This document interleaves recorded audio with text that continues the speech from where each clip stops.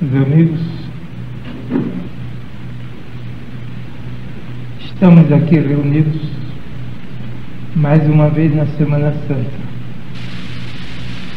Semana mais para tratarmos disto que estamos tratando. O maior dos mestres que comemoramos nesta semana, um homem plenamente realizado, disse: uma só coisa é necessária. O que é que ele entende por esta coisa única e necessária? Ele sabia muito bem porque ele dizia isto: uma só coisa é necessária. As outras coisas são facultativas, mas necessária é uma coisa só.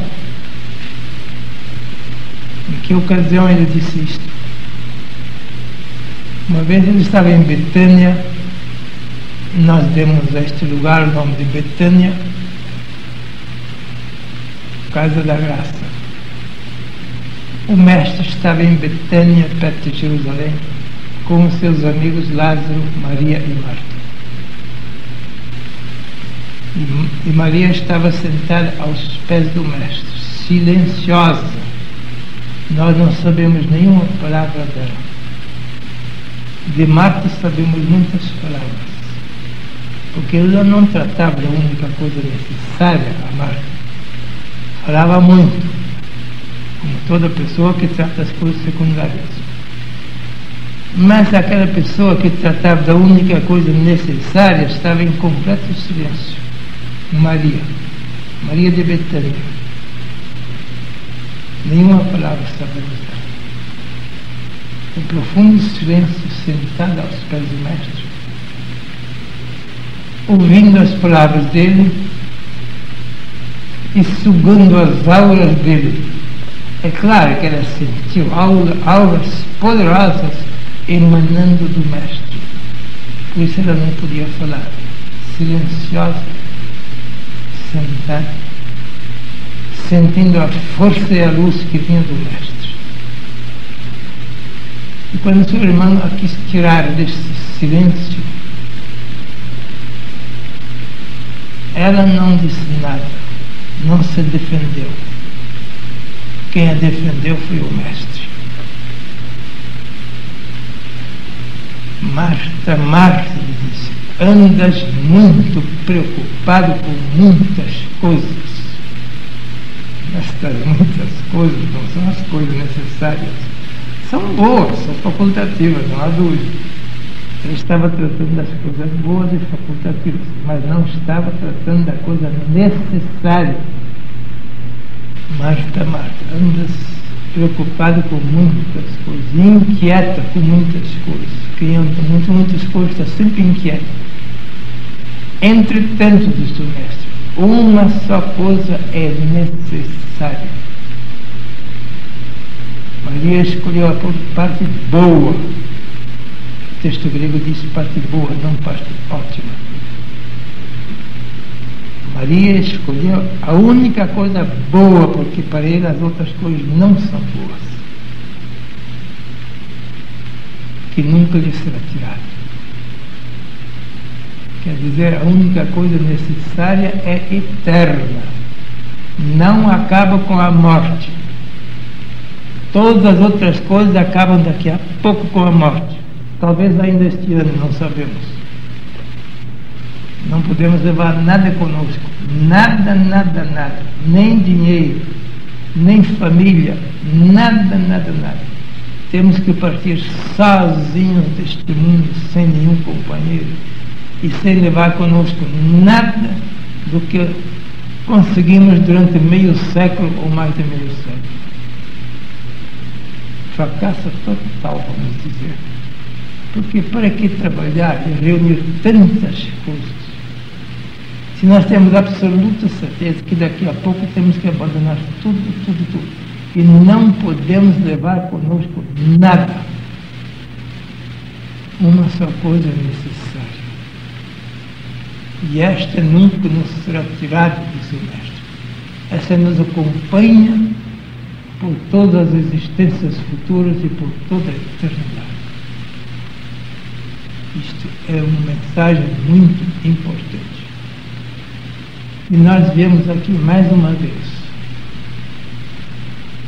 para nos concentrarmos nesta única coisa necessária, eterna e inseparável de nós.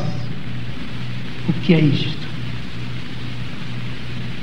Muito se tem escrito e falado sobre esta única coisa necessária, mas não há 1% da humanidade, nem 0,1%, nem 1/100, nem 1/1000% da humanidade que toma a sério esta coisa necessária. Todos acham muito bonito. Para fazer sermão e poesia, escrever livros, acham muito bonito. Mas, para realizar na sua vida de cada dia esta única coisa necessária, isso não. Eu não tenho tempo para isto. Eu tenho que fazer outras coisas, tenho que reunir coisas e que vou perder todas daqui a pouco. Mas para a única coisa necessária, eterna e inseparável, para isso eu não tenho tempo. Isto nós chamamos de sabedoria. Isto é a maior estupidez que se pode imaginar. Como é que se pode perceber um homem que sabe que vai perder tudo o que ele alcançou durante meio século de trabalho e não pode levar nada consigo? Como é que isto é sabedoria? Isso não é sabedoria. É estultice tremendo. No entanto, o grosso da humanidade vive nisto. E nem se lembra da sua tremenda estultice que está cometendo todos os dias. Será que nós ainda somos desta estultice horrível, que também achamos 24 horas para arranjar coisas que vamos perder amanhã? 365 dias por ano para acumular coisas que vamos perder amanhã. 50 anos, 80 anos reunindo coisas que vamos perder todos amanhã. Onde é que está a nossa sensatez? Onde está a nossa sabedoria? Isto é uma tremenda estultice. Isto cada um finalmente tem que reconhecer. Ele pode tratar destas coisas secundárias, facultativas. Pode. Mas que ele gire 24 horas em torno disto, e um ano inteiro, e a vida inteira, isto não se compreende. De maneira que o convite que fazemos aqui no retiro é que saiamos da estultice e entremos finalmente na sabedoria. Foi o convite do Mestre. Marta, Marta, tu andas tratando de muitas coisas, mas amanhã vai tudo embora. Maria está tratando da única coisa que nunca vai embora. Ela está eternamente dona daquilo que está realizando agora. E o que é que Maria estava realizando? Aquilo mesmo, porque nós viemos aqui. Nós não vamos realizar isto nos 3 dias de retiro. Nós viemos aqui não para realizar isto. Isto é para cada dia, durante a vida inteira. Viemos aqui para focalizar mais uma vez, para tomarmos uma consciência nova, tomarmos uma direção certa para o resto da vida. O retiro não é um fim, o retiro é um meio, para que nos orientemos mais uma vez sobre a única coisa necessária. O que Maria estava fazendo aos pés de Jesus em Betânia? Autoconhecimento, nada mais. Ela estava finalmente despertando para a grande realidade do seu centro espiritual. Eu não sou o meu corpo. Eu tenho o meu corpo, mas não sou o meu corpo. Eu não sou a minha inteligência, eu tenho esta inteligência, mas não sou a inteligência. Eu tenho muitas afeições e afetividades, mas isto eu não sou. Isto eu tenho. O que é que eu sou? Eu sou o Espírito de Deus em forma individualizada.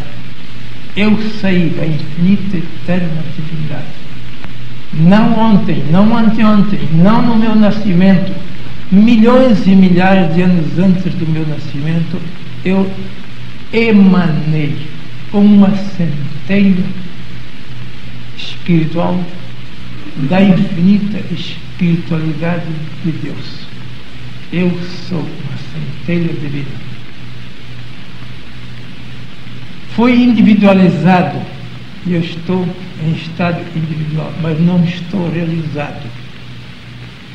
Porque aquilo que Deus emana de si, as centelhas, são apenas potencialmente realizadas, mas não atualmente realizadas. Ele emite estas centelhas da divindade, que é cada um de nós, o nosso espírito, para que essa centelha se realize, porque Deus não vai realizar-nos. Onde começa o livre-arbítrio, a realização depende de nós. Onde não há livre-arbítrio, a realização depende de Deus.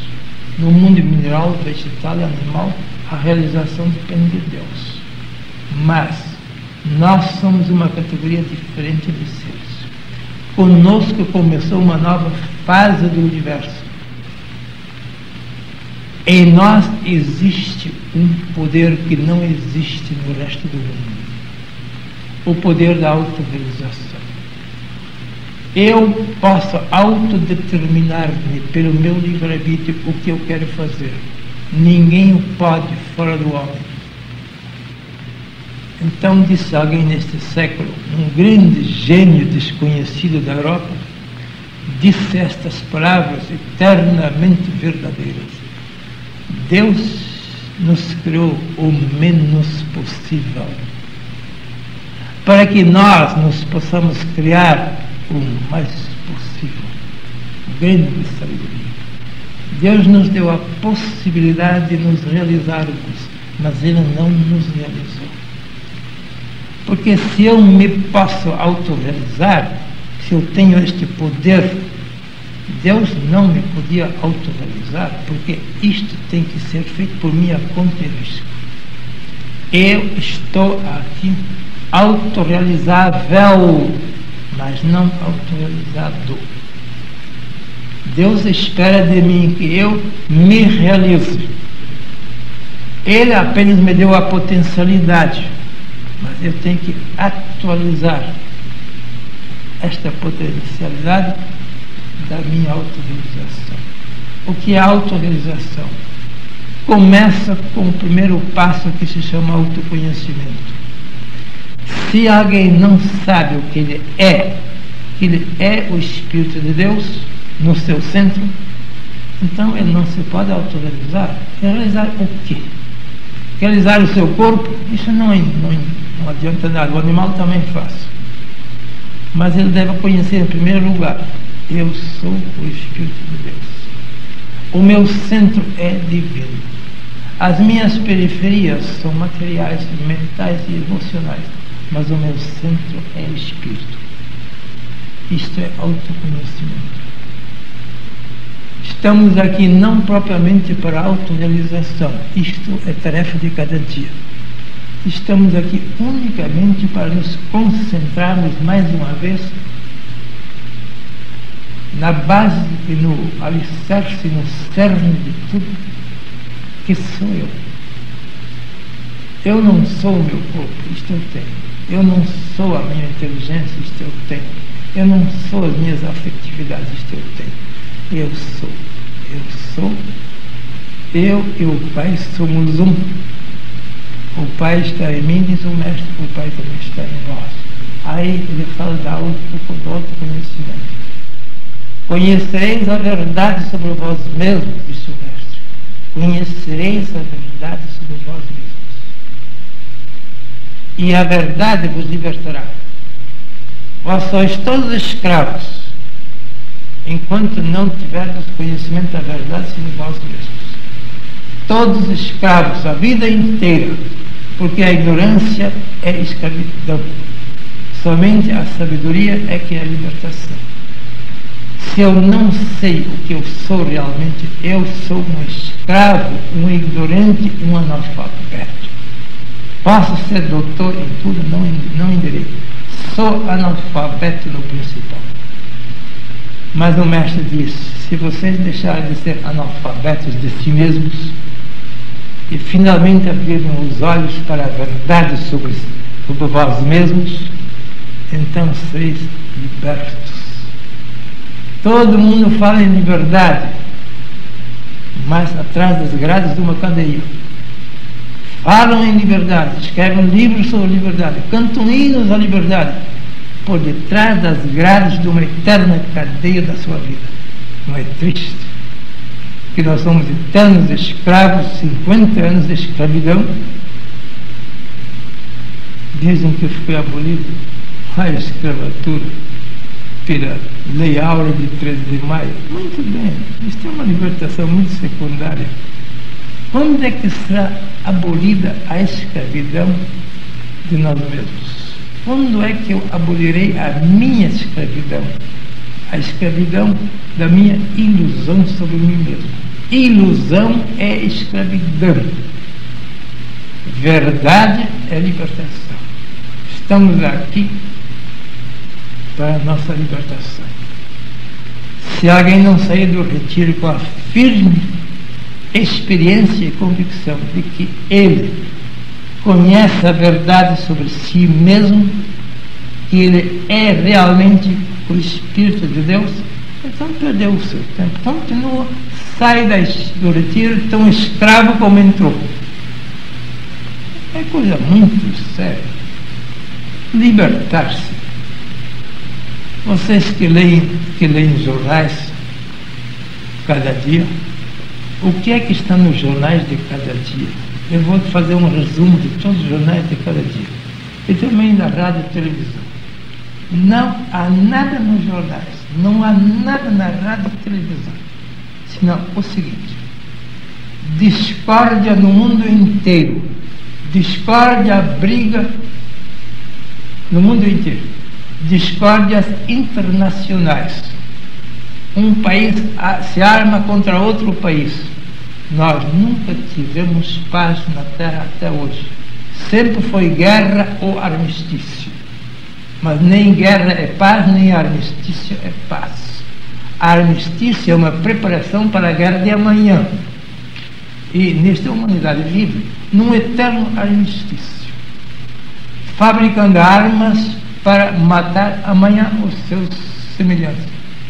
A história da humanidade é isto. No Oriente e no Ocidente, também no cristianismo, a mesma coisa.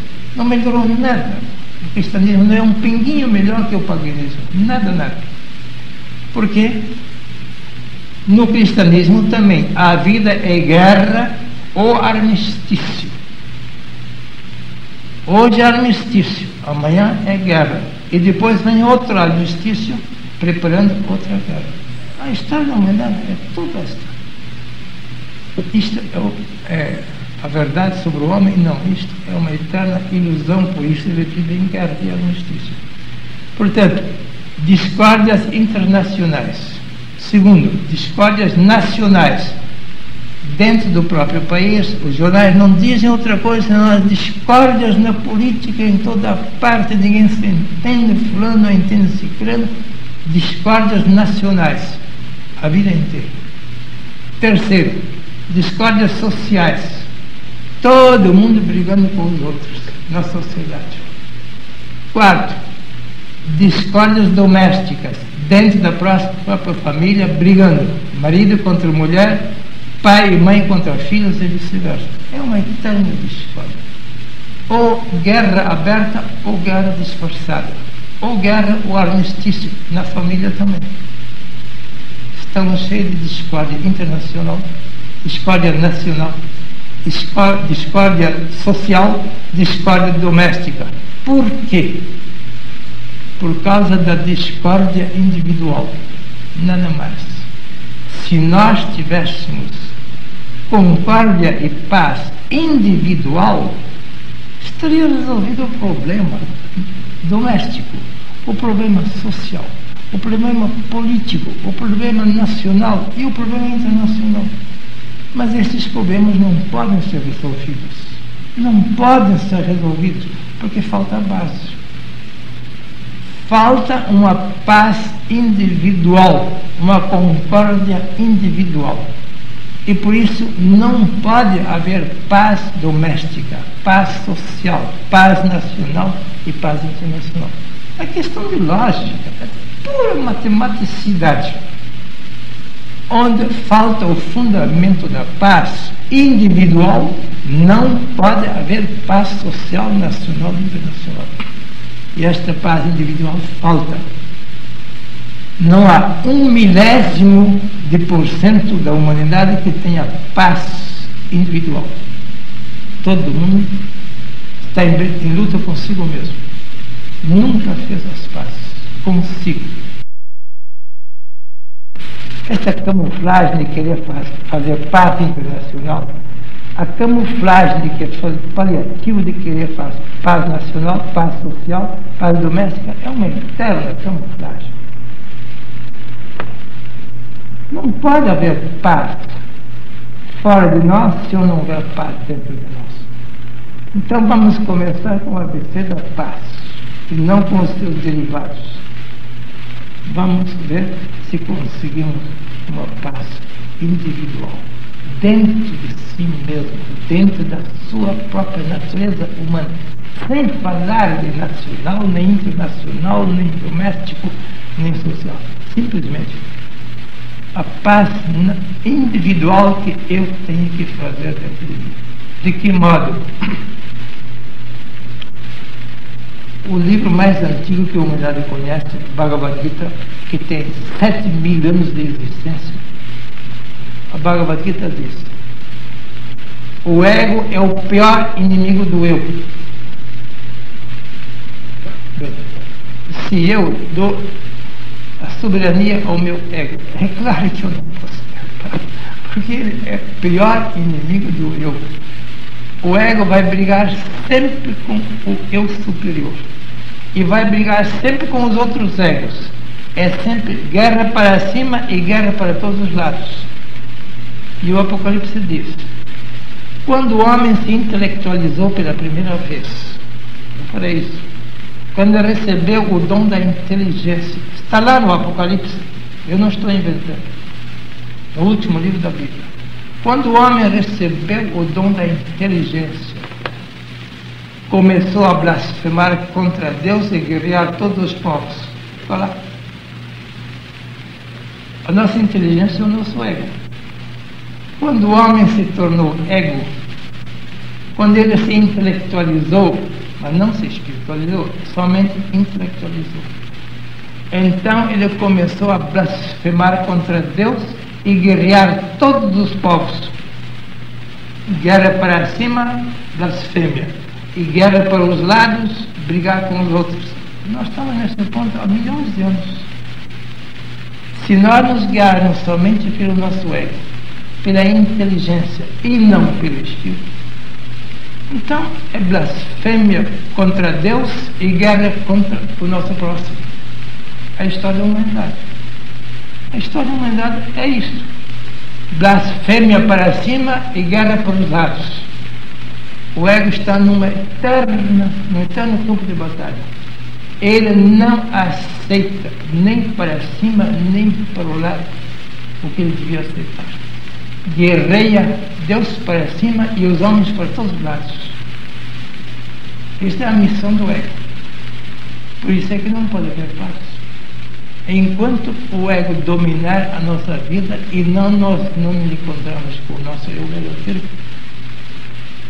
deixai toda a esperança vós que entrais, diria Dante, porque aqui é a entrada para o inferno. Dante diz que sobre a entrada do inferno estava escrito: deixai toda a esperança vós que entrais aqui. E o inferno é a nossa vida. Deixai toda a esperança de paz vós que nunca saíste do vosso ego. Não pode ser outra coisa. Por isso tem guerra nacional, internacional, social, doméstica, porque há guerra individual. Nós nunca fizemos as pazes conosco mesmo. É importante fazer as pazes consigo. Nós não podemos fazer as pazes com os outros sem fazermos as pazes conosco mesmos. Será possível fazer a paz conosco mesmos? É possível. Mas não é para os covardes, não. É só para os heróis. Quem é covarde quer fazer coisas fáceis. Quem é herói quer fazer coisas difíceis. Todos os covardes querem coisas fáceis. Se é fácil, ele faz. Os heróis dizem não. A coisa fácil ele não quer. Ele quer a coisa difícil. Eu sei que é difícil fazer as pazes dentro de mim mesmo. Por isso é que eu vou fazer. Quando nós íamos construir esse santuário aqui, toda de pedra de granito, no ano 72, foi 73, eu andei procurando um pedreiro que fizesse isto aqui. Eu tinha feito a planta toda no papel, mas estava no papel a planta que eu tinha feito. Ninguém quis construir este santuário, porque é feito de pedra bruta.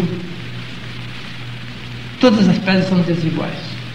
Os pedreiros me diziam, não é possível. De toda pedra desigual como esta aqui, paredes de 66 centímetros, duplas, tudo de granito desigual, não é possível. Por nenhum preço do mundo queriam aceitar. Finalmente, um pobre japonês que eu conhecia, que vinha lá de Minas Gerais, que tinha sido meu empregado do sítio, eu disse a ele, escute, você que entende um pouco de pedreiro, estou procurando alguém para fazer isto. Ele disse, isto é horrivelmente difícil, por isso é que eu vou fazer. Que coisa estranha. Os outros diziam, é muito difícil, por isso eu não vou fazer. Finalmente encontrei um que destoava de tudo. É muito difícil, eu sei, é por isso mesmo que eu vou fazer. Ele, com o filho dele de 14 anos, fizeram isso aqui, num ano e meio. Tudo isto aqui. Eu dirigindo, mas eles fazendo. Todo mundo que vem aqui diz que como é que se pode fazer isso? Uma cúpula aqui toda de pedra, mas que não vai cair em cima da gente? Não, está bem seguro. E as paredes, com pedras todas desiguais. E debaixo da terra nós temos um alicerce de 2 metros, também todo de granito. 2 metros para dentro da terra tem 45 colunas de cimento armado apoiando este granito. Este era herói. Eu disse, não. As coisas fáceis são para os covardes, mas as coisas difíceis são para os heróis. É isto mesmo.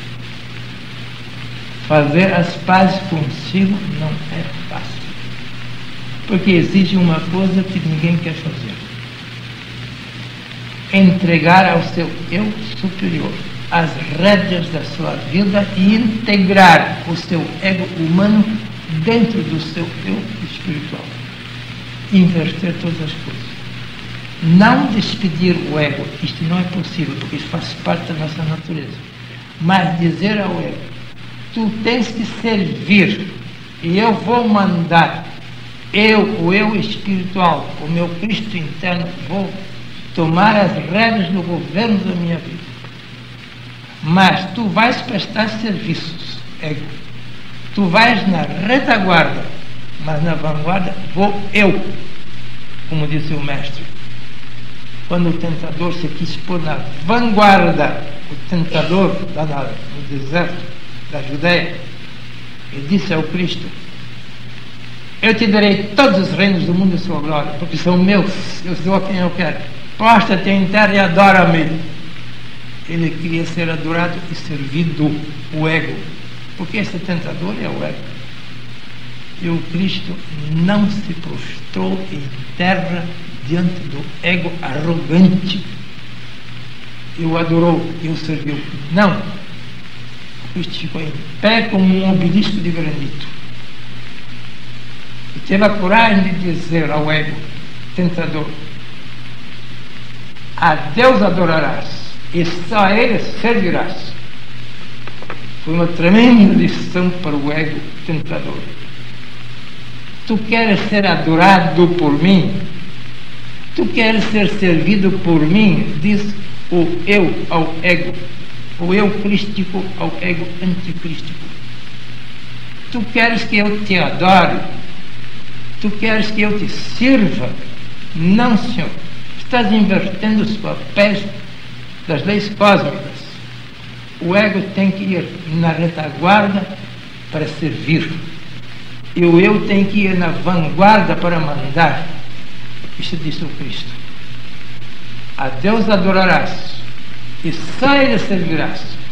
Tu não deves ser adorado nem servido. Tu tens que adorar e servir. Essa é a plataforma do nosso retiro.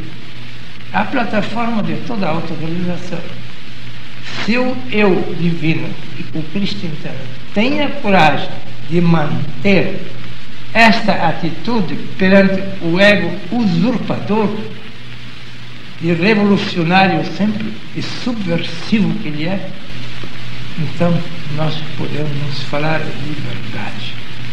Se alguém conseguir proclamar a soberania do seu eu divino sobre a tirania do seu ego humano, mandando o ego para a retaguarda e pondo-se ele mesmo na vanguarda, então a grande libertação. Conheceis a vós mesmos, a verdade vos libertará. Nós estamos aqui primeiro para tomarmos esta atitude. No resto da minha vida, o meu eu divino vai na vanguarda de todos os meus trabalhos. Mas eu não vou mandar embora o ego, porque isso não é possível. Seria atrofiar a natureza humana. Não. Eu convido o ego, meu ego físico, meu ego mental, meu ego emocional. Eu o convido para me servir. Para me servir, mas não para mandar em mim. Quem manda sou eu, o eu crístico. Quem deve servir é o outro ego, que é um servidor. Então a Bhagavad Gita, que foi escrito milhares de anos antes do Evangelho, já tinha dito isto mesmo que o Cristo disse. A Bhagavad Gita diz, depois de ter dito que o ego é o pior inimigo do eu, já fez sempre, mas o eu é o melhor amigo do ego. E em outra ocasião a Bhagavad Gita ainda diz, o ego é um péssimo senhor da nossa vida, mas é um ótimo servidor. Que grande sabedoria essa dos mestres. O ego é um péssimo senhor na nossa vida. Se ele é senhor da nossa vida, estamos perdidos, eternos escravos, porque ele nos escraviza. Agora, se nós conseguirmos integrar o nosso ego humano dentro do nosso eu divino, mandar o ego na retaguarda para servir e pôr o nosso eu na vanguarda para mandar, então estamos de parabéns. Temos uma grande libertação. Pela primeira vez na nossa vida deixamos de ser escravos. Saímos da cadeia por detrás de grades de ferro, cantando hinos da liberdade, mas na cadeia não adianta. É preciso sair da cadeia, romper a porta e sair, e não cantar hinos da escravidão. Vamos tratar seriamente disto. Libertação e não escravidão. Vamos proclamar a nossa liberdade neste retiro e dizer: sempre porei o meu ego na vanguarda da minha vida. Ele me tem que servir. Ele é um ótimo servidor, mas nunca permitirei que ele me dê ordens e se ponha na vanguarda da minha vida. É toda a plataforma do nosso retiro. É todo o programa da autoconhecimento e da autorrealização. É muito fácil ouvir isto e é muito fácil dizer isto, mas é muito difícil realizar isto. Então, vamos, mais uma vez, neste momento, convencer-nos profundamente de que isto é a verdade. E se nós queremos ser felizes e livres, temos que guiar-nos pela verdade e não pela ilusão.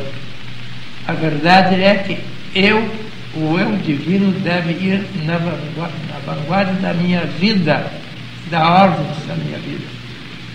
Então, seremos livres, seremos felizes. A verdade nos libertará.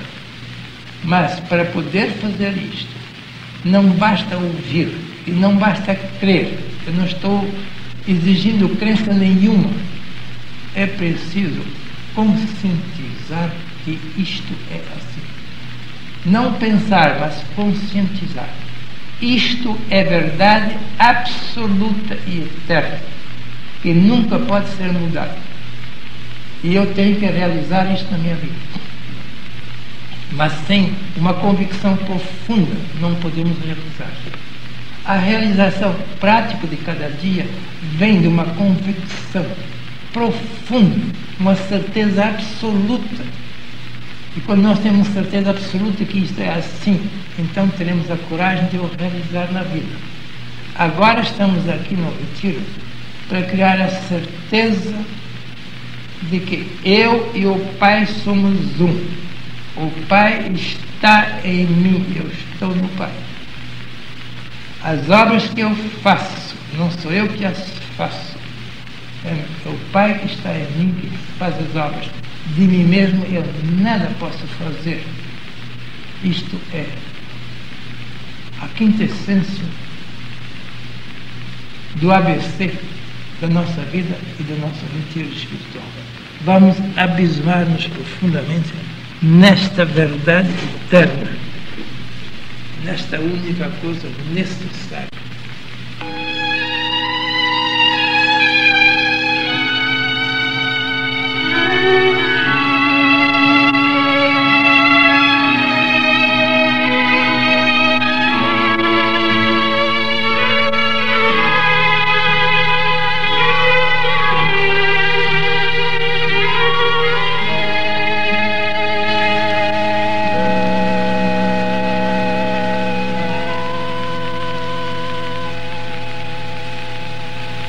Mestre, nós estamos aqui aos teus pés como tua aluna de Betânia, tua discípula de Betânia, Maria. Estamos em silêncio como ela,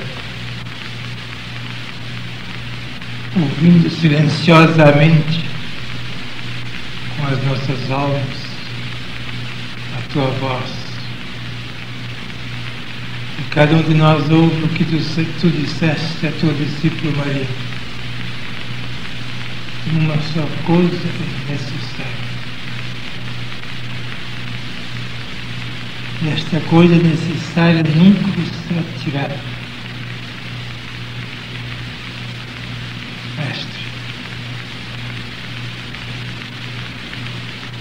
Mestre, neste retiro, queremos consolidar-nos mais uma vez nesta verdade essencial da nossa existência terrestre e extraterrestre, que uma só coisa é necessária.